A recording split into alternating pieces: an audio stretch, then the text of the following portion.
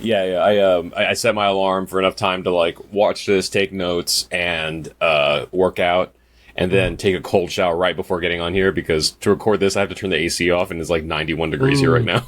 So for those of you at home who are watching on video, keep track of how much I sweat as this episode goes along.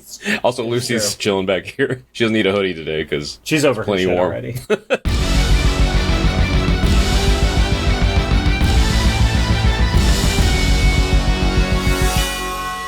Welcome to Cyclops is Waiting for Me, an X-Men animated recap podcast with X-Men 97 Season 2, Episode 6, titled Danger.exe, which we've said before that my Mac file system absolutely loves.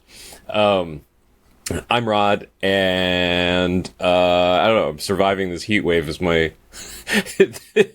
I'm grateful, though, that this is the first heat wave in 9 years that I've had, or 10 years that I've had air conditioning, so that's a saving grace. But then today specifically, I get to run up and down the PCH with the friend in not air conditioning, filming with the camcorder. So part of that'll be fun. The heat won't be. I'm bringing 2 changes of clothes. Good luck to you on that. I am JC, and the reason we are recording earlier than we normally do is at the time of recording, I'm about to be driving down to San Diego Comic-Con, and Rod was willing to make the accommodation so we didn't miss the episode going live this week at our regular time. Quick heads up, if you are going to be in the North Hollywood area on Tuesday, August 4th, we're going to be doing a live version of the podcast. We have this new format that I've been hinting about. It's going to be at Moby's Coffee and Tea Company, which is on Burbank Boulevard. We will post more on our social media about it, but that is a thing we are doing. It is going to be tied to a X-Men art show, and there's going to be events happening around that for most of the first half of August. So, that's cool. I knew you said it was going to be a NoHo. I didn't know it was a Moby's. I know the owners of Moby's. Well, there we go. They're actually very talented musicians. I only found out it was Moby's when I woke up this morning. So yeah, no, that's great though. Because they have great coffee. If you're in the LA area, you should go check them out. They're run by some very talented musicians that have a lot of credits under them. I'll leave out what they've done so that when you go there, you can ask them. It's not Moby, just so we're clear, right? Yeah. So funny you say that, because I was on set with our friends at Princess Rap Battle. For their last video, which is Ariel versus Moana, which is live now, so you should go check it out. You'll see that I did playback that day. But it's because they're also friends with the owners of Moby. The coffee is catered by Moby's, and I guess one of the Moby's employees was just kind of casually talking during a lunch break to someone who didn't know that Moby's was a coffee shop. And she said, like, yeah, so I don't know why Moby gave me control of, their Instagram or whatever. And so for like a good 20 minutes during this lunch break, this other person thought that this woman ran Moby's social media, like the artist Moby's social media accounts. And we're like, yeah, you have to clarify that to people outside of this like subsect of Los Angeles. Very specific circle in a very specific city in LA. Yeah. No, it's funny. I did meet Moby at a event at the YouTube space probably a decade ago now with my client, Runaground. He was there, and we met Moby at that event. So that's cool. And the two of us used to go to an annual party at his old mansion. Wait, that was not while he lived. Not while he lived. I knew there. it wasn't he. Okay, I didn't know that was actually his place before the other person took it over. That's what I was told, so... Right, let's go with that story. Cyclops is Waiting for Me is our podcast series where we are going back and watching every single X-Men animated episode that we could find. This started back with the original 1992 X-Men The Animated Series, which was building up to the release of X-Men 97 Season 1. Since we've completed that, we've also finished X-Men Evolution, Wolverine and the X-Men anime, and now we are back weekly for all of X-Men 97 Season 2. And some quick reminders, we're a recap show about an episode that isn't even a week old yet. For us, this is literally like barely 12 hours old. It's not even 12 hours. There will be spoilers. If you don't want it spoiled for you, pause the podcast, watch the episode, and come back. Don't say we didn't warn you. We're currently not sponsored by or affiliated with Marvel Animation, Disney, or Disney Plus in any way. And don't forget to follow us on Cyclops IWFM Pod on Instagram, Threads, and Facebook. Today we're going to...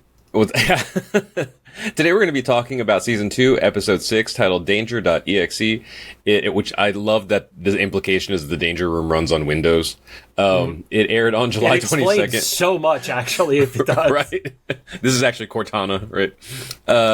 It aired on July 22nd, 2026. Currently sits at an 8.8 star rating on IMDb. I have a heavy feeling a lot of that star rating is for the last, 30 seconds of the episode. It's probably a 7.8 to an 8.2 for the first 25 and a half minutes, and then the last 90 seconds bumped it that extra star rating. It's also the most hardcore people because the average person has not watched it by the time this rating has. By the time we're recording, I would bet it changes within the next 24 hours or so. Yeah, as soon as all those once again spoilers. As soon as all those Gambit fans get in there, I may have adjusted our status on Instagram last night of somebody needs to check on Punk or Ducky. So nice. And she had a horribly inappropriate response for it, so it's all on. Nice. She survived. Before we jump into it, though, I'll point out I don't know when in our hundreds of episodes we've had out, but I remember you telling me, I don't remember if you predicted it would happen in the show, but I remember you telling me about this storyline in the comics. Because, and I can't remember what the context was, but you were like, yeah, the Danger Room becomes sentient, and, basically Ultron. And so I was recognizing it as, it was happening in this episode. I was like, oh, this is that thing he was talking about. Yes. Yeah, it wasn't even in particularly tied to X-Men 97. It was just, one of those things where we were talking about robots or something like that, and I mentioned it. But yeah, this is a great story from the Astonishing X-Men run. I loved that era of the X-Men books. That was when I got back into comics after being on an 8-year hiatus and stuff. Despite the writer being a piece of shit, the Astonishing run is fantastic. Joss Whedon. Who was the writer? I was going to ask if it was the Whedon run. Yeah, it's unfortunate that it's tied to Joss, but the run is still amazing. And I don't think they get paid royalties off of trade paperbacks and stuff like that. So go buy it and read it and stuff. Read it on Marvel Unlimited, because I think it's probably way worse than even the Spotify royalties if you're reading it on there. So the previously on was just kind of a smattering of the things touched on in this episode. With Val Cooper's voice being the previously. Okay, I didn't recognize her voice. And so it starts off with the initial Danger Room thing with Sunspot, which subnote, what happened to Sunspot? And what then happened a bunch to Wolverine? of Neither of them is in the episode. Yeah, I'm assuming this is happening the same time as last week's episode. That's nope, only can't reason. Because Morph is in it. That's true. I don't know now. I don't know why that last episode happened. It actually feels very much like the animated series 92. And that there's just multiple people who are just not there for no particular reason, because you're missing Sunspot, Jubilee, and Wolverine, in totality of this episode. They're only in the previously on. So, but I guess I just mentioned Sunspot in general. I know we've seen him a little bit this season, but like you said, they just disappear. But he specifically, now I know this is the Danger Room they were pointing out, but it looked like they were pointing out Sunspot because he was the one that almost got killed. Sorry, we're both stupid. They haven't reunited with the team yet after the X-Force stuff. We have not seen what's happened with that. We're done. Oh, okay. They're still with X-Force and we're stupid, and gotcha. This is what happens when we record it at 11. Yeah. I'm going to blame it on and that. And then there's a bunch of flashbacks that between Xavier and Magneto that if you ever had any doubts, these two either did hook up or just need to whenever Magneto resurrects, inevitably. It's a need to. And then some Polaris highlights, because I don't think before this episode we got this much I know we had some backstory stuff with her in previous episodes, but this one is just her I don't know if I've seen this much of her personality. It's every shot of her, basically. Yeah. They left out the stuff from the animated series, but they just gave us everything, every moment she's been on camera except for her playing dumb on the helicarrier. Everything else was her moments. So yeah. And then the intro happened at this is a surface level observation for me. I think the only thing I noticed was the X Factor being added in. to X the end Factor of the being intro? added. Wolverine was brown suit, but with metal claws. They swapped the bone claws out for it. The Gen X kids, so Quentin, Penance, and Chamber, are now fully replacing the Jubilee former Sunspot shot of the fence, and they did put the that Super Sentinel on Genosha, the quick shot of that, but everything else was all stuff we've seen ordinarily. Yeah. And then it opens up with the last scene from Rise of Apocalypse. I fully thought this was going to pull like an anime and just like bide its own time for like 5 minutes by just completely repeat, because it did completely repeat the scene. But then yes, but then for a good reason.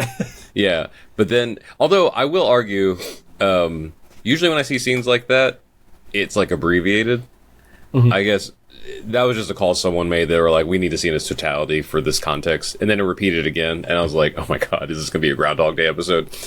And then it kept having like little like not glitches, but like going faster, hitting certain moments. You got the ant quote repeatedly and stuff like that. Repeatedly calling Xavier a failure. But yeah, you find out that he is in the danger room, and he basically keeps telling it to restart every time, and it starts to tweak just a little bit, and you see it kind of looks like what is it, HAL 9000 from 2001: A Space Odyssey? Oh, like yeah, the unit in the wall, which you find out is Danger observing all of it. So yeah, and Xavier points out that Magneto should have survived because he would have been the one to figure out. I save them both. Yeah, and it's kind of funny because I like it, and it's also kind of frustrating that like I have this, and it's not that I dislike this episode. I like this episode, but like we have this suspension of disbelief that everyone's just kind of like oblivious, you know, they are just who they are in animated series like this. But at this point, Xavier seems to wake up to like real world common sense. We're like, yeah, being passive all the time literally will have its limits. Right. Like, for all the bad things Magneto's done, you have to give it to him that he had, you know, what's that? Like an outcome, you know, showed results, you know. He got results. They were not always the best results, but he got results. Yes. I mean, they were better than like being dead, you know, like. But so he acknowledges that, and then he just keeps repeating, and then he almost gets curb stomped by Danger Room Apocalypse. Yeah, and he stops it. They put that emphasis on the first one of how long the foot was on Xavier's face. And then on the last version of it, it was just like, oh no, I'm just going to slowly crush your head against the floor right now. Yeah. And then Xavier corrects the Danger Room, saying like, the Danger Room essentially is like AI. This has to be a commentary on today's AI thing, because it's learning. Yes. But it was doing that in 2000 as well. It was a different scenario, like not tied to but it was very much the evolution and danger of AI even before the present day. Yeah, totally. I think it was the nuance of like what it cited its basis on, you know, because it sounds like stuff that ChatGPT would tell you. It's like, well, you did this, so I just assumed, you know. I mean, it's been 15 plus years since I read that run. Yeah. I will say that it has the same vibe as what I remember from it too. Oh, nice. No. So, like, basically, the Danger Room says, like, well, because you repeated this so many times, like, it assumed that you wanted to ramp up the intensity of it, you know. And Xavier's like, this is not like a training thing. This is like for therapy. And he specifically says he wants to learn how to survive in a world without Magneto. And it's like, I guess he's just in his feels, but I don't know if that's something I would tell a literal machine with weapons that is literal. Like, and I love that it's kind of subtle, but it's like, all right, cool, I got my new directive. Like it literally acknowledges like that is the directive, is survive without Magneto. So, and it says, I noticed the second time around, it says specifically, I've corrected my directive for you and your students. It was like, that was a detail that he didn't put it. He didn't say. And then we cut away to this scenario where Polaris is stopping a ship smuggling vibranium weapons. Did you know who everybody was in this? Only them mentioning Reverend Stryker, which Reverend is an interesting choice. So we've talked about Stryker in the past. Stryker got referenced in the end of season 1, where I believe it was actually JP who does the voice of Morph. Yeah. Doing the voice of the bigoted preacher. But the Purifiers with Reverend Stryker are an ongoing storyline in there. Gotcha. Basically everything is we're doing this for God. Like, it is the ultimate version of that story.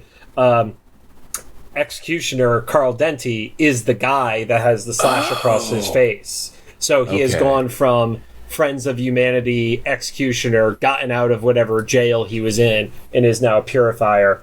The other character, Sister Anne, according to the credits, I could not find her existing anywhere. I think she was just a generic number 2 created for the show, as far as I could tell. That's such an interesting... I'm going to word this carefully so that I don't get taken out of context. As you're about to word that, think about what you want to say. Just crystal clear, because we were recording this literally less than 12 hours after, and because Rod has stuff to do, I have to get on the road. We did way less research for Easter eggs and stuff like that in this, so feel free to correct us. We just didn't have time to do our diligence like we normally would. Sorry. It's such an interesting... I didn't know that was Executioner. It's so interesting that his evolution, his story arc in this series is he becomes this universe's religious fanatic. And they're not painting a specific one-to-one to religion, but as someone who grew up in a very specific subset, I will say the reason that thing is interesting is if you think about one of a celebrity that's done, or even a YouTuber or something that's done terrible things and follow their trajectory into religion, it's not unlike what we saw. It's McGregor. McGregor is doing that in real time. He's had all this awful stuff come out about him in the past. I mean, we've known he's been a bad dude for a while, but now all of a sudden he's and I found God, and it's this feels performative. This does not feel like you actually are doing it. Yeah. So, I mean... I would say it's reflects even, reality. I would say it's even, more... Because I didn't even know about the McGregor thing. I'm thinking about some other people that, we've interacted with that it's more than performative. It's kind of sheltering. From, It's well, if the creator of the universe forgives me, then I don't need it from you, Anyway, so that's my 2 cents about this thing. I love I can't wait to see where the Reverend Stryker thing keeps going, because this is a really interesting concept. Yeah, I'm genuinely curious how deep they will go into the Reverend Stryker stuff, or if they're going to have the Purifiers be a throwaway to get them into the show. I guess it really will depend. Do we get 3 or 4 seasons, or do we get 6 or 7 seasons out of this? That's probably what the determinant is. And they're so fanatical in this series that we even see later on with Polaris almost just straight up kills them. They just receive it. Because it's, as once again, someone who grew up in something kind of similar, not that extreme, obviously, the ideal gets put in your head that martyrdom is the ultimate, honor or whatever, and it's not for that, not for that dude. But I will say I loved when Polaris was hovering. I loved the whole Northern Lights kind of look around her. I don't know if I've ever seen her powers portrayed like that in the animated show, and it was it just was really cool. I just wanted to shout out whoever did that design. It looks great. Yeah, you wouldn't have seen it previously because they didn't really go hardcore into her design and stuff. And was it season 4 of the animated series or season 5? I can't remember which season they fell in. And then she only had quick moments in this so far. So it really was, it was kind of the debut of her powers, so to speak. Yeah, and so she kind of makes a spectacle of disarming their ship. And stranding the they call them the Purifiers, you said? Purifiers. And they keep provoking her to the point where I think it's being painted that she loses her temper, but the way that the actor portrayed it didn't seem like she lost her temper that bad. She was just kind of looking for half a reason, And then it's we'll a little see bit later like her on. dad. Yeah. Yeah. Well, we'll see. I guess that's a good point. It's supposed to parallel that. But I was going to say, we'll see in a couple more scenes here that, it almost feels like she just kind of was trying to get fired, too. I don't. So that's part of what I thought might be kind of part of the plan. It started to feel like that at the end of the X-Force episode too, where she's like, "Oops, I don't know what happened." Yeah. And it's like, that's so obvious. You were the one that let them out. Yeah. And so she almost kills the purifiers because like she literally splits the ship in half and then shoots it at them. Havoc saves the day. Before that moment, we didn't really realize that she wasn't there alone. Yeah. So he saves her. The rest of the X-Force come in and kind of like... Well, because Cooper finish the mission. was saying it was supposed to be covert. So yeah. I guess here's the thing. I don't know how you could be covert if you're going to pick up a massive shipping ship, like in any scenario. Like, there's no way for that to actually be covert no matter what. So I blame bad planning and leadership on this one. Yeah, and in the next scene, we see Dr. Cooper yelling at Polaris, watching the news reports. I was kind of curious to, like, why that was a problem, because, like, I know they said we didn't want to make a spectacle of it, but, like, were they... I don't know yet, maybe they'll have a reason for this later, why they wouldn't want the public to know that Polaris did that in disarming, like, a vibranium smuggling thing, Because that feels like a justifiable reason to split a ship in half, Like, if you find out there's, like, illegal stuff being toted, So what they did, which is like one of the problems I always have with like movies or cartoons, is the shot that was shown that made it to TV was shot from the perspective of a purifier, even like on the deck of the ship. So it's like it has that perfect camera angle, which is already another shot from the show, but it's in the scenario that like when it's distributed appropriately, you're giving the misinformation of she attacked our ship, and like the public sentiment, even if it's wrong, is still going to be like, oh, well, yeah, that big, powerful mutant attacked a ship and then was so strong, picked up a ship and threw it at them. Like, it's automatically like public opinion is fucked on it, It kind of makes me wonder, because we had discussed this like in previous episodes, that in animation, most things are pretty intentional because of how they have to be planned. That maybe it's going to come back later that the media in this universe is like Purifier or Friends of Humanity sympathetic, because like they've already put the breadcrumbs, because Trish still has like the scar that she's allowed to be back at her job after that stuff, and now this kind of spin, because if the government is running this operation, it feels like they would have the power to dictate the story. Even if it wasn't true, they could just say like she was disarming some illegal weapons, but it is in the way we saw it. But also remember, like, this is a scenario where 6 to 8 months prior, we don't know the exact time frame, but assume it's 6 months since E-Day, her dad, who they don't know it's their dad, but a mutant with matching power, shut down the entire world and killed thousands, if not millions. Yeah. So, no, I get it, but I don't know. It's I agree with you. I'm just explaining why Cooper has it. Did I miss something where like X Factor is like not publicly known? Or I assume that they were, because they're... No, they are publicly known, because there was the episode where they were they showed them on the news arresting Chamber. Yeah, so I just would have assumed that they would have tried to paint it as like, look, X Factor's doing their job, the ship was doing... I don't know. But I'm assuming that this is going to come back later. I think you said it like Polaris was looking to get out and looking to get fired. I think after the X-Force events on this helicarrier, that Cooper was looking for a more formal excuse to get rid of her too. Gotcha. I think Cooper was like, just question authority just so much that I could say you're insubordinate, that the team will agree with my decision. Yeah. Because basically, outside of Multiple Man, Strong Guy and Wolfsbane were on that other ship watching it all happen. So and so Dr. Cooper fires Polaris. We kind of find out through, I don't know if we found, I found out or just remembered through this interaction that Senator Kelly had like outlawed X-Men activity specifically. No, that was the first time we had heard that formally. Okay. And it's like you knew stuff was going on because of X Factor being a thing, but saying that the X-Men have been outlawed, that was new information.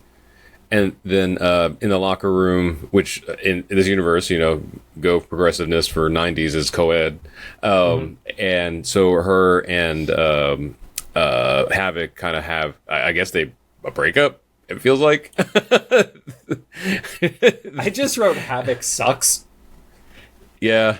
I mean, Yeah. he's like, what do we say? Like, knockoff Cyclops. So he's trying to be the Cyclops of this group by being loyal, but but being loyal so- to the wrong side. Yeah. yeah. And so Polaris points out, like, you used to like my impulsiveness, and just because I've grown up watching Saturday morning cartoons is like, oh, so her impulsiveness is what is going to save the day, right? That's the whole point of this setup. Because I don't know if we were really had the impression before this episode that she was maybe the last episode, but in the original series, I don't know if we ever got the idea that she was impulsive. No, all we know is she broke up with Bobby, who had the stable job, to go for Havoc. But then Havoc is also the guy who has the government job, so it's not exactly impulsive. She just didn't want the boring guy. Yeah, who's also, like, I guess depending on where they go with Bobby in this series, like, might not be out yet, but she knew, because she was... Yeah, I mean, I do hope that we do get the Bobby coming out story. But I don't even know if we're going to get Bobby referenced this season, because all the trailers, like, everybody thought that the impression was Bobby died on Genosha, and that's why Polaris was freaking out. I think we've hit the point where that is not going to be the case for Bobby, that it was just her having memories of the original team. Yeah, and also, like, there's too many characters right now anyway, so we gotta focus. We still have to get Magic and Colossus. Like, we still know those characters are coming. And only 3 episodes left. Yeah. Havoc's like, do you have a place to go? That's the reason I thought, like, they broke up, because if she doesn't have a place, or whatever. So she mentions, like, there's a place for strays to get back to him. Like, I knew it as soon as she says, like, cut to rebuilding the X-Mansion. Someone out there who's a bigger nerd has done a tally how many times this specific continuity of X-Mansion has been rebuilt. Because it's hilarious. There's got to be a Reddit thread, which is every continuity that exists, and each time the mansion has been rebuilt on it. So yeah, it's guarantee so funny. that exists. Yeah. So she goes into the mansion that's being rebuilt. It for some reason seems like it's abandoned. Maybe it's alluding to what happens a little bit later. But she's walking through. She sees a picture of Xavier and Magneto. I guess it's kind of a reminder that her dad was friends with her biological father, was friends with her, like, functional father, like best friends or whatever. And we haven't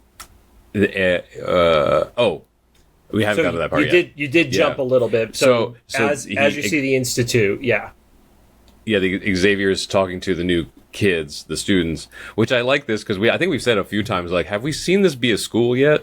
And this feels like the beginning of being a school, because they're not allowed to. This is the first time it actually feels like a school. Yes. Yeah, because they mentioned they're not allowed to do X-Men activity, but he can run a school, and he actually specifically points that he has all the adult X-Men up there, implies they're going to be professors, but specifically points out that Storm is going to be the headmistress, which is like, they're righting all the wrongs of the movies. Here, like, she looks right, she has the right attitude, she's going to run the school, Yeah.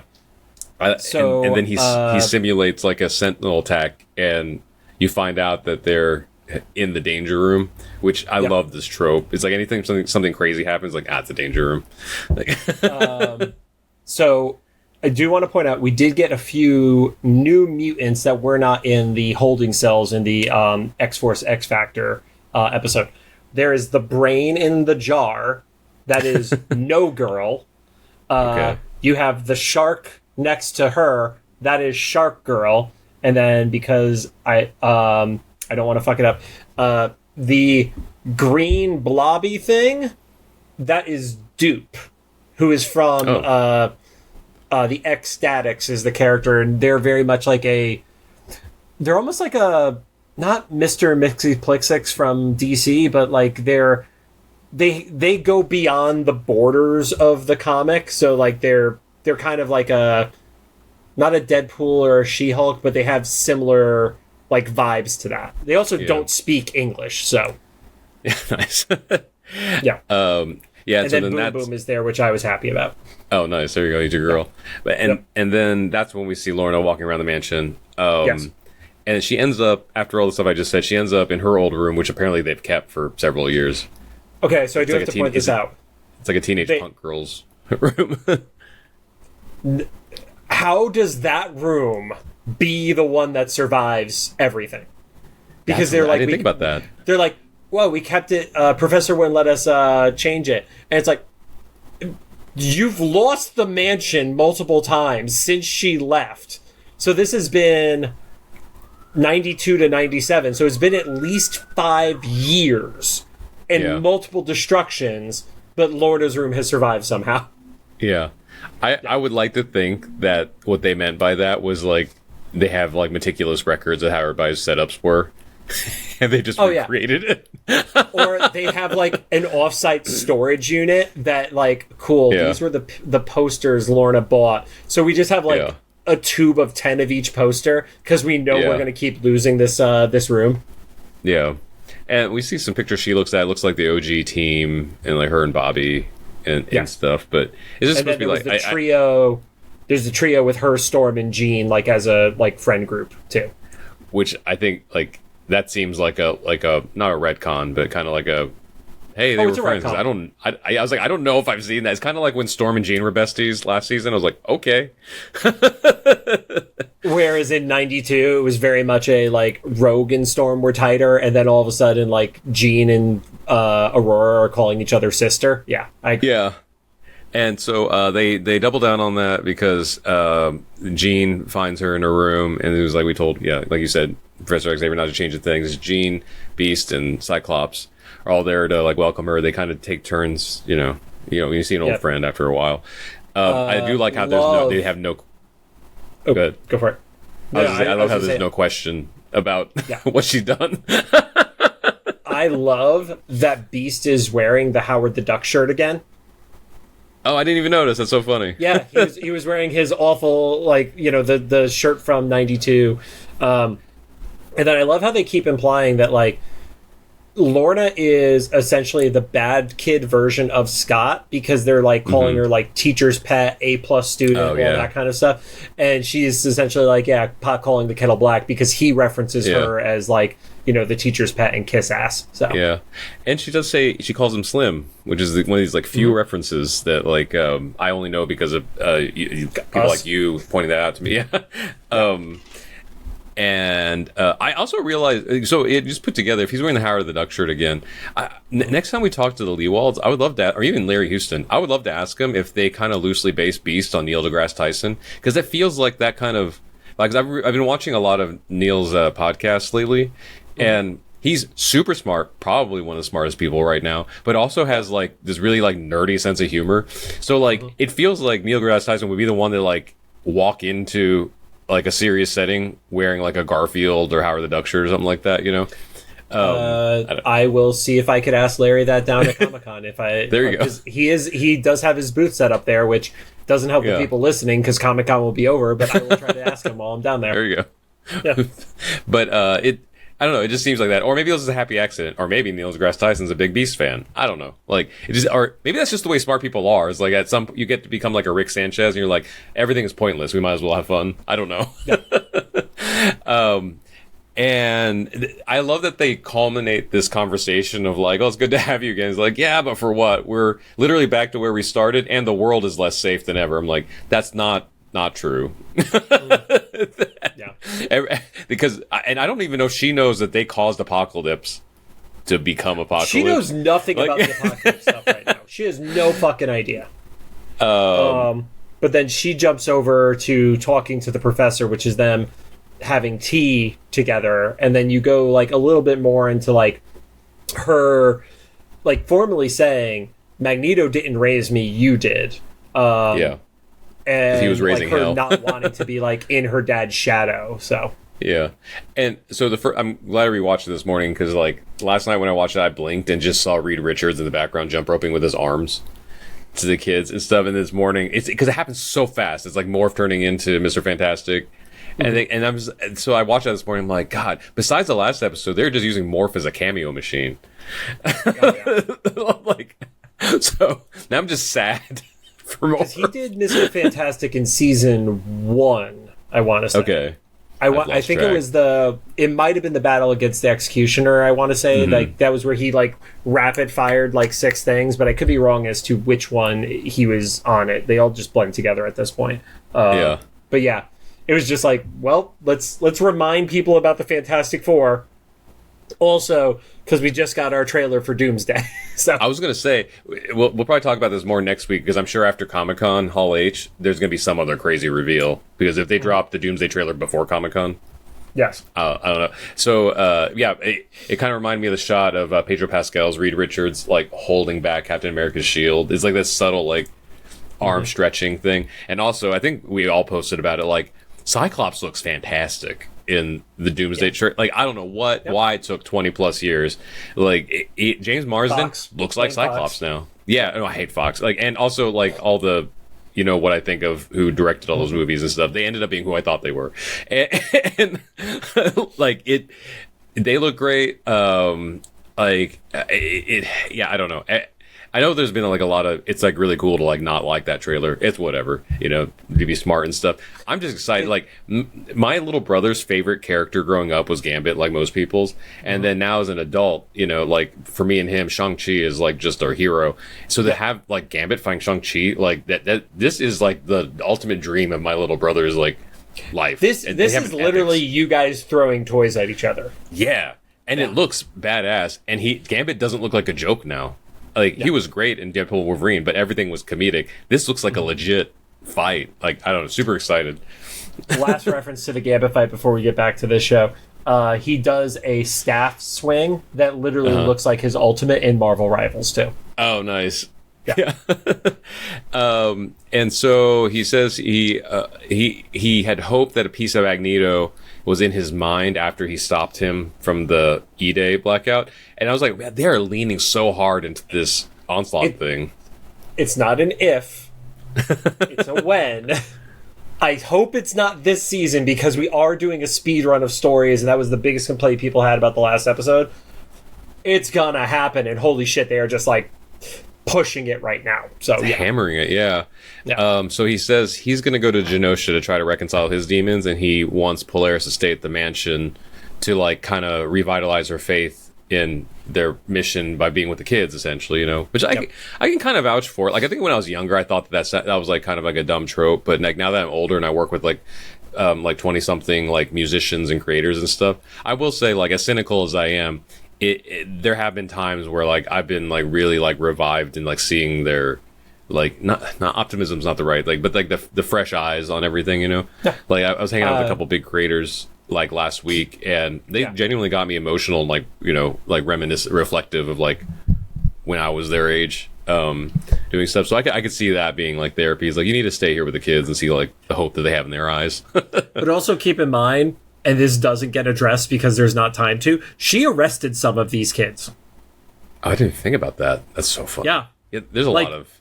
A bunch of these kids were in the X Factor holding cell, and maybe because they're like, you know, they realized when Jubilee let him out that Polaris was part of the reason why they got out, so there's probably a different level of judgment. But yeah, she did arrest some of these kids. So they kind of, we every once in a while we mention like this always has like a 5% anime feel in it. I feel this might be one of those things, because I don't watch anime, but I know ProZD does these parodies, and he has this one parody that I loved. It was like when the anime characters forgive the villain way too fast.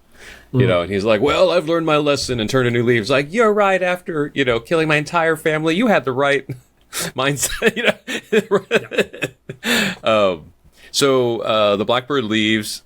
Storm, Forge, and Morph are welcoming Polaris back because they stayed back with the mansion. Storm and Forge. Morph is not. Oh, yeah. Yeah. Storm and Forge. Morph runs up and says, like, there's danger in the danger room.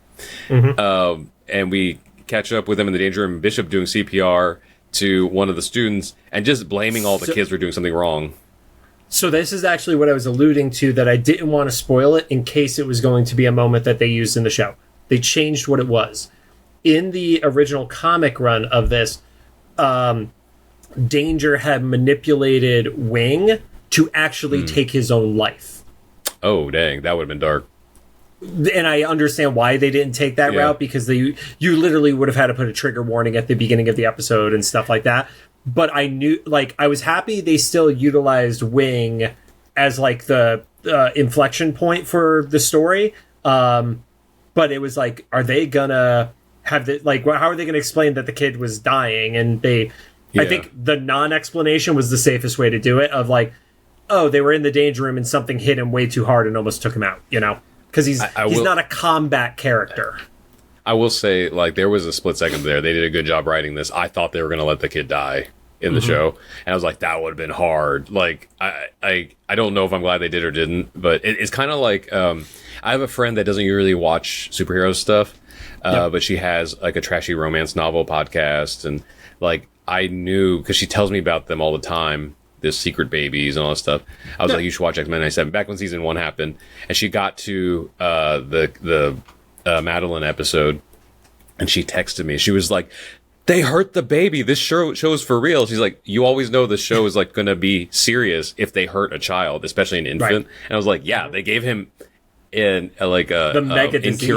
incurable disease, you know, and kind of drowned him, like dropped him into a vat. And she was like, I can't believe they did that. I was like, yeah, this is not a kid's show anymore. Like that ended in season 1 after the second, third episode. And anyway, so Bishop is like yelling at all the kids. I love it because Xavier's exposition in this point, like, kind of makes sense. That, or not Xavier, was it Storm? It said, like, Bishop is like never been a student. He's like literally off. He's like a feral cat, Xavier, right?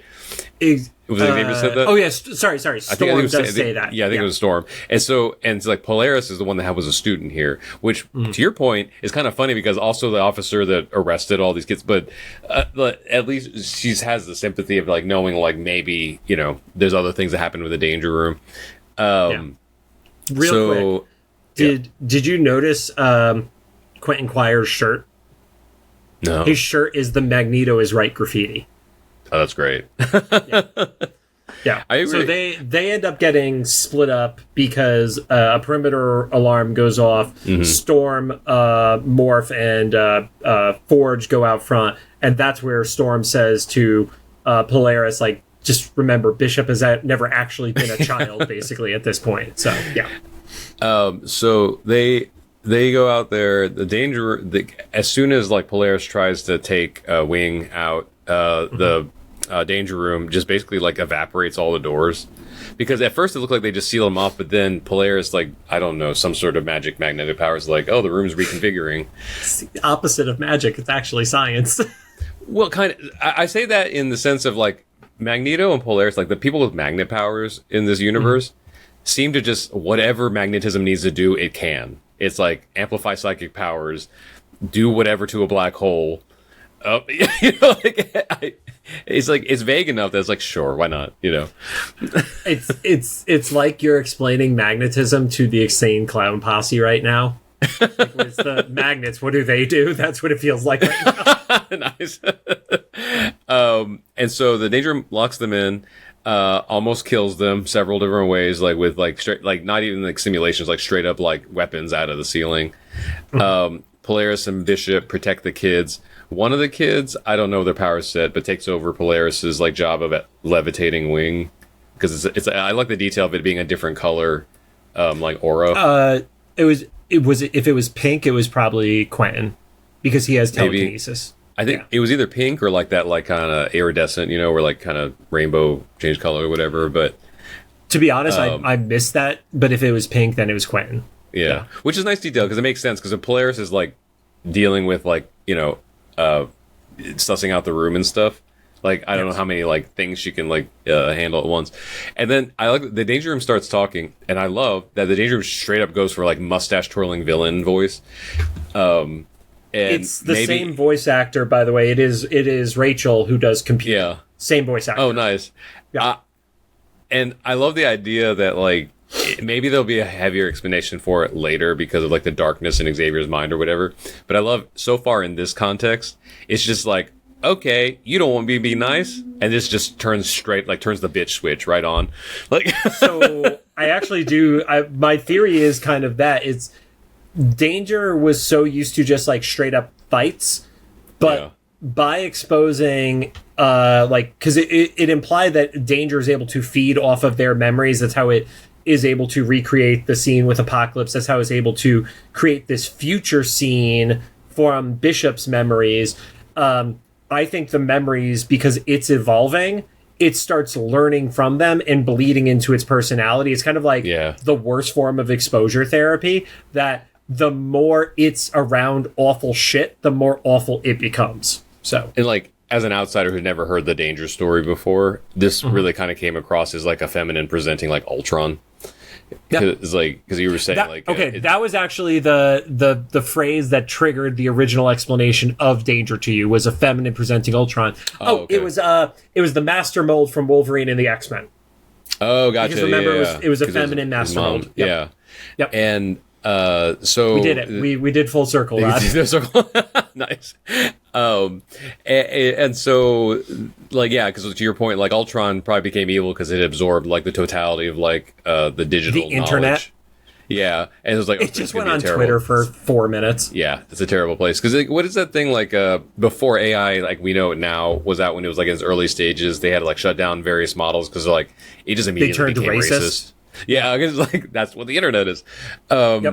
So now we have, like Ultron, the Danger Room, which I guess at some point now becomes just Danger because it's not a room, I guess. Well, it's no longer a room. Yeah. When it gets converted to a body, it's no longer a room. Yeah. She makes herself a body. I love the headcanon that she's like, if I'm going to have a body, it's going to be hot. So she's like, I'm going to have hips and tits and, like, and then physically fights. But like, not to kill, because we see that like Storm, Forge, and Morph realized that the perimeter breach was like a fake out. And it just, to my surprise, this was not a commercial break. It just cuts to like Polaris opening her eyes to see Storm. And I do love, this is kind of like one of the Storm moments that I missed from the original series, where she's like, Storm, like, was that what happened? And then the camera zooms out and Storm points at a hole in the ceiling. He's like, oh, they stole our jet. Yeah. Which I did. Also, quick little reference, the jet was the same mini jet from the episode with Rogue and was it Bobby was her boyfriend? The one who became a part of the colony? Oh, yeah. I forgot that kid's name, but I know what you mean. I think it was Bobby. But the jet was the same one that Wolverine had in that episode, where it was like the tiny one-person seater jet. Like, It was that same one. So that's the kind you would buy for your action figures, like in the real world. Oh yeah, 100%. So they established that it's going to Genosha, probably to find Xavier, and they have to split the team because there's the people who are the school that cannot be involved. And that's probably why Wolverine isn't there, because he can't be a part of the school, because Lord knows he's not a teacher, especially right now with what he did last episode. So that's why Storm and Forge, as the head mistress and whatever Forge's rule is, don't go. But I'd imagine people just don't know about Bishop because he doesn't like have a social security number because he's from the future. I was thinking about that. Like, how do they deal with like off-world, other timelines and stuff? Yeah. He's just an undocumented mutant from the future is the honest answer. I like that being part of this narrative. Yeah. And I remember though, like back when Xavier was talking to Polaris before he left, he did make a side mention to her that the kids had met Wolverine, so he's at least cameoed there at some point. Be like, Liz, I'm part of this too. At this point, we don't know what the timeline's like because that last Weapon X mission happened. There is something with the time frame right now that I don't know if we're ever going to clarify. I do think it's probably going to be like 92 or something like that, where there's just like an indiscriminate amount of time in between that some stuff happened off camera. And from like, I think originally the season was announced to be 10 episodes and it became 9. So there may be something with the timeline between 4, 5, which felt like a bottle episode, to this, that it feels like we lost a few scenes. I don't know if we lost a full episode, but we definitely lost a few scenes. So, and so the X-Men can't go. So Bishop, the undocumented one, and Polaris, who I don't know if is officially part of the X-Men yet, can go. I mean, she doesn't have a uniform. Yeah. So they go. Then we catch up with Xavier in Genosha, where he's basically just there with Beast, Scott, and Jean, like kind of grieving. Yeah. Like it's like visiting a gravesite. Doesn't look like a whole lot of progress has been made cleaning up Genosha. I guess maybe the last time we saw them, they were just getting bodies out, but they weren't working on like that was still just like ruins and searching for people. Yeah. And then Polaris tries to warn them through their like, I don't know what's it called, like a Pit Boy, you know, like a Fallout thing, but it's like cutting out and it's like a danger, like sentient,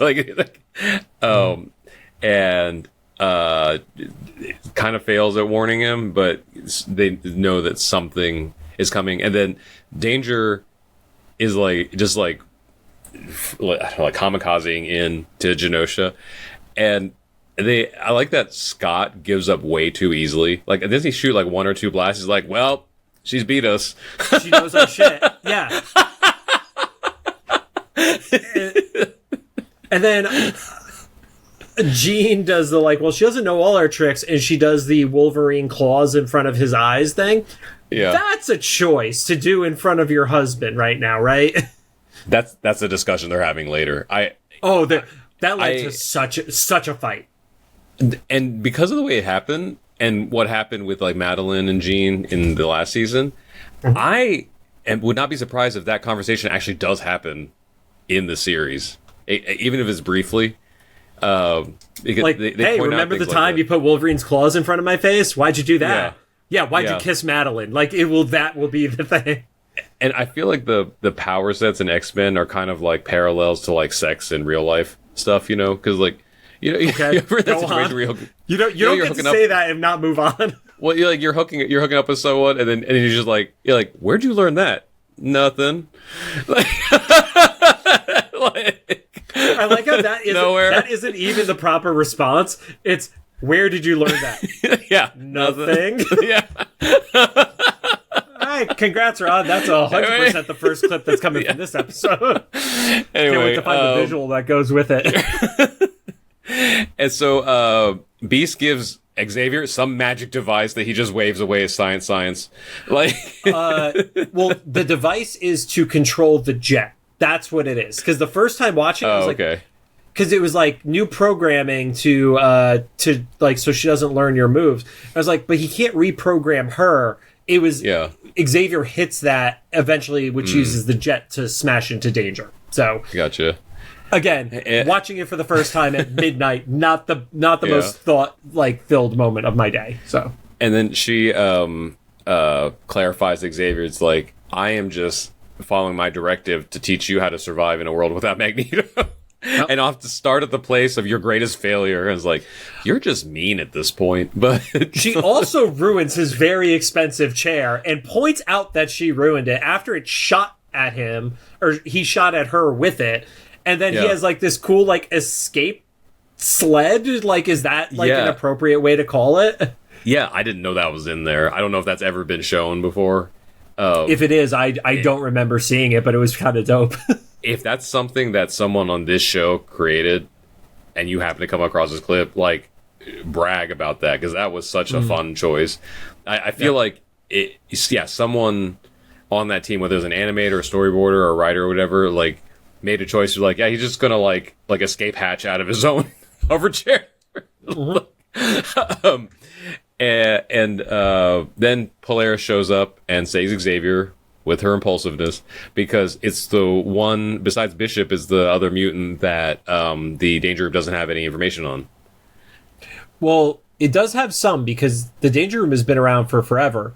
I think it's kind of like the argument of why, like, Taskmaster as a non-MCU character can beat most of the heroes.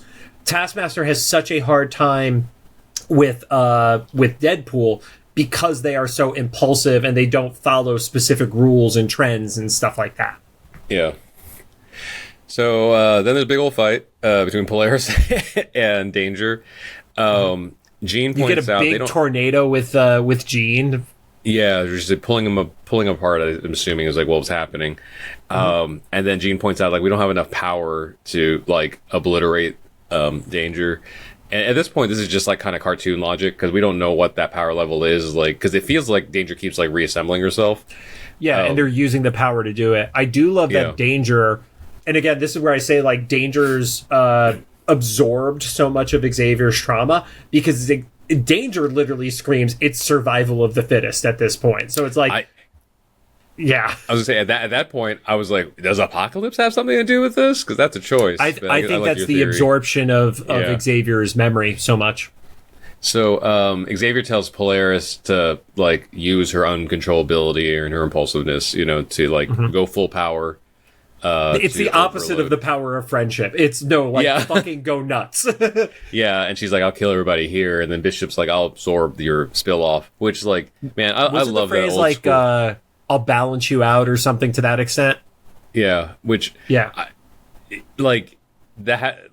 wonder how that was written out, is like as far as like how it played out when it actually happened, because like that's such like a comic book thing. Is like, I don't know what that means, but it sounds right, and well, I mean, he absorbs energy, so it's the balance. So, but I know in writing, I kind of like how that could kind of work, but like when they actually do it, it was like we saw it, and I was like, oh, okay, that makes sense. I just don't know what I was picturing before they actually did it, because he's absorbing at height level, so that the people on the ground aren't being affected, is what it looked like when it finally happened.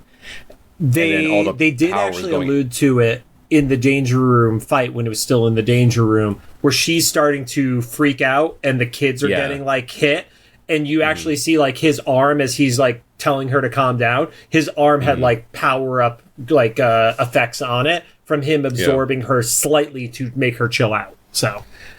And so Xavier's like, do it. And so she overloads. And Xavier trauma dumps all the important stuff about her dad, like watching Leech die.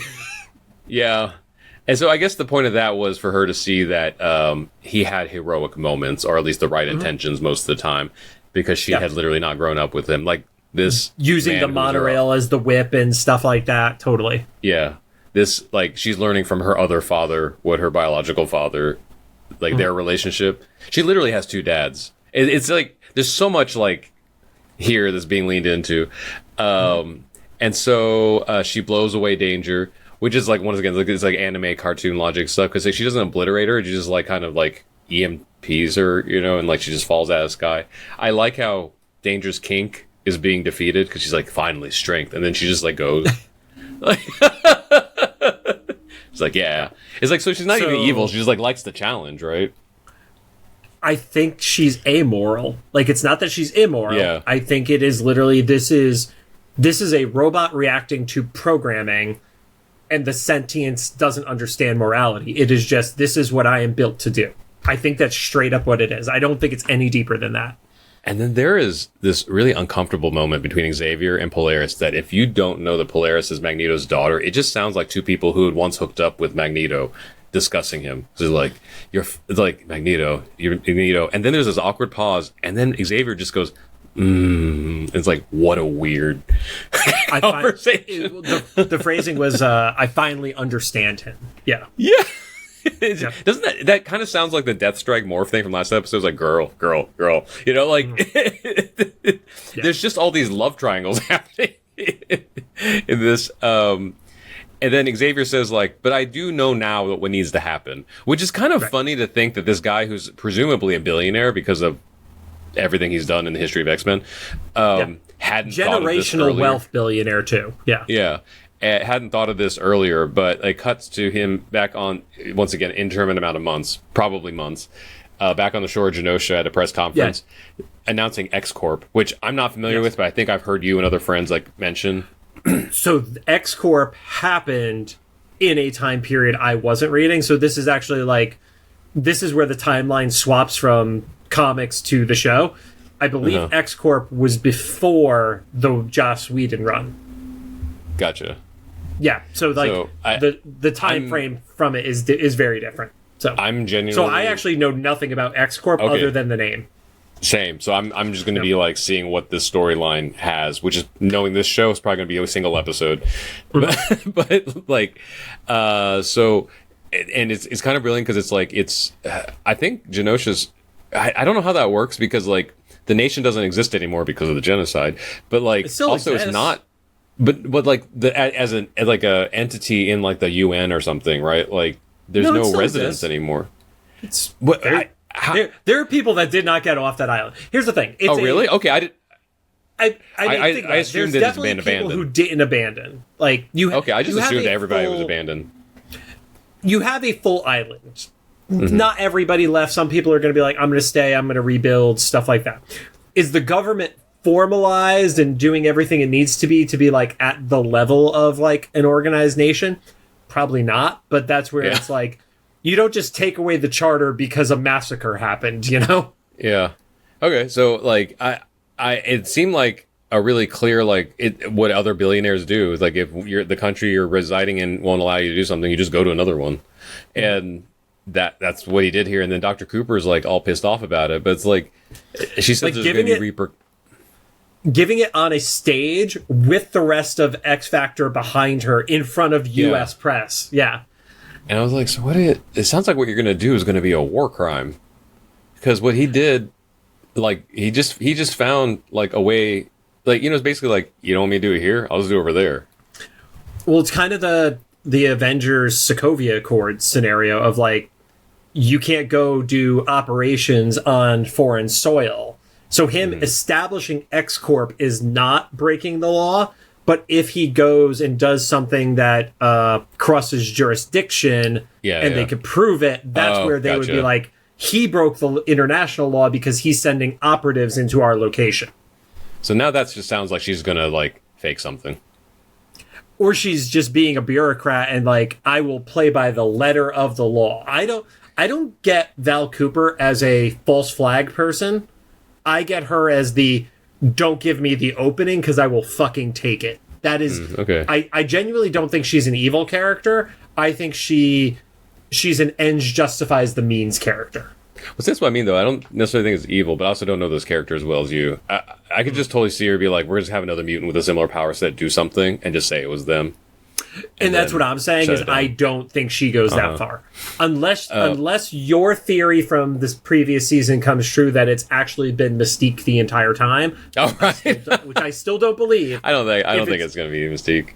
If it was Mystique, then it becomes the false flag and that all makes sense. Yeah. But I don't think she does that because she's so by the book that she's not going to risk doing anything that could push her out of her position. Like she's not going to do shit that if she was under investigation, she could be blamed for. Everything, even with Project Zero Tolerance, was still by the book. Or I could see them revealing later that, like, sometime after the last time we saw her and before this appearance with X Factor, Mystique did take over. Then a switch happens. Yes, totally. I agree with that sentiment. Yeah. Because of the way she said it, No. Then we think the episode's over and we're going back to like random tags. Well, real quick, we do get at the table, Xavier's like, I know Apocalypse is coming. Cool, thanks. You haven't done shit about Apocalypse for indeterminate amount of months. But you also see Rogue and Nightcrawler in their X-Corp uniforms, too. Mm-hmm. So, just wanted to point out we got new uniforms for those guys, too. Nice. Yeah, we think it's over, but, in the tradition, I guess, of random tags from, like, last episode, we see Apocalypse, and he just Frankenstein. The most obvious Watcher in the sky possible. Oh, that's right. Yeah, you mentioned Watcher, and I was like, that's not even subtle. That's just full cape. Like, you see the cape. And that's in Athens. And so I guess that's a Nexus point or something, right? Like Gambit being resurrected, or something unnatural, like Gambit's not meant to be resurrected. Well, actually, that's interesting. So Watcher's been at both inflection points of Gambit. He's at when Gambit died and he was being resurrected. There has to be some significance to that. But we watch like Apocalypse essentially just pull Frankenstein and resurrect Gambit. And I guess Evil Gambit is a tarot card reader. And I don't read tarot cards. I was just going to point out the same thing. In particular, they showed, and I probably fucked up the order on it, Tower, Death, and Lovers. And I don't know enough about tarot to understand the significance of Tower. but obviously Death is because he's going to be the Horseman Death, and then Lovers is because of the rogue stuff. But like, I don't know what Tower means. Tower's probably bad, right? I think, but the order was Death and then Towers and then Lovers. Yeah, and it was Death, Tower, Lovers. Yeah, but what's funny is like I think in Agatha all along they explained Tower. And I haven't rewatched to see. But also, just because I have a lot of friends that do tarot card reading, there's a lot of room for interpretation. Yeah. So, like, the same cards will be interpreted differently by different people. Also, like, if they're drawn, like, upside down or right side up or something, you know? Right. And so, like, they could probably make that mean whatever they need to for the story. But then we see his face, and it's just like, welcome back, AJ. You know, we know what the next episode's gonna be, or I don't know if the next episode. One of like it's the one after this next one, right? It's definitely 8 because 8 is Dead Man's Hand. Yeah. I don't know if you saw this, but like I kind of in my doom scroll caught Rob Liefeld, kind of mildly. Oh no, spoiling. I've blocked Rob Liefeld, so he kind of mildly spoiled. I'm not gonna spoil anything here because he doesn't say enough, but like. I guess he got to see this series in its totality, or someone told him about it or something. Right. Because he says, like, he sees it's him reacting to the X-Force intro.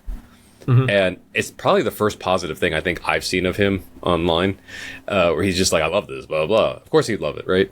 And he keeps pointing out Cable's getting his...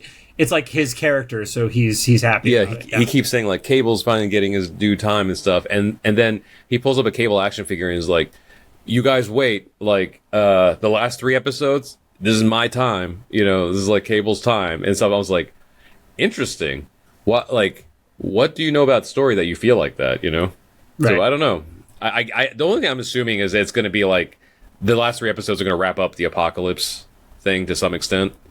And it obviously is going to have to do with Cable in some way. So that's probably why, maybe that's why he feels about that. But like, it's just kind of wild, someone who has nothing to do with the show. Like, he's not credited in the show at all, like consultant producer or anything. I think he probably falls into the special thanks, because like that's what they do when anybody like created a character. Like we talked about all the mutants in the episode 2 that were like, oh, this is from the Sin of Grace run, this is from this artist and that. Like he's getting in those spots. But yeah, I mean, well, I haven't seen any like BTS or anything of like him and the Lee Walls just chilling with like Jake, you know, like at Disney. Like it doesn't seem like he was part of like the consulting of the show, but it was just kind of wild. He's so I'm just assuming by what he said that means we're just like finishing out like a Cable apocalypse story from here on out. Which, I mean, that makes the most sense to me. So but I don't know. Like the Danger story was kind of cool. I when I was rewatching this morning, I was keeping an eye on the clock because, like you said, we're kind of running tight in time. I was kind of surprised. Like Danger's storyline actually only takes place in a matter of 10 minutes, which is kind of wild. Like that is like a really like speed run use of time. It's Villain of the Week, which I actually kind of like that we got 2 of those in the middle of the season, and I think the rest of the season is going to be like a tighter. Even though it's not a 3-part episode, I think it's going to feel like a 3-part episode. When that scene happened with Bishop yelling at the kids for getting one kid hurt in the danger room happen, I thought we were getting another bottle episode. I was like, wow, this is going to be bold if they do 2 bottle episodes. Like I thought at that point they were just going to be in the danger room for the rest of the episode, right? Because I didn't know like a Motendo vibe episode, something, and but then like they cut that right off when Storm's like, there's a hole in the ceiling, like. I need to like Punker Ducky has to make that into some sort of like bomb meme, because that's such a great image of Storm just pointing at a hole in the ceiling, you know, like I don't know what that joke is going to be, but so that was fun. Like I said, it's a fun if she does it. It's a fun Villain of the Week episode, but I do feel like a lot of the points were that like Gambit coming back thing, and maybe some of the Magneto fans and stuff, because it's kind of hit the lizard button at the beginning of the episode of like him dying. But it was fun. I mean, it's also doing like that establishment of like, now there's 3 teams that are all in conflict with each other. I mean, it's kind of like 2 versus 1 plus then villains and stuff like that. So I do think we're going to probably get we're going to get something. I don't even remember the name of next week's episode off the top of my head, but I do think we are going to get something where it's X-Force versus X-Corp versus X-Factor. And then I think we move into the finale story, like a two-parter essentially with the gambit of it all.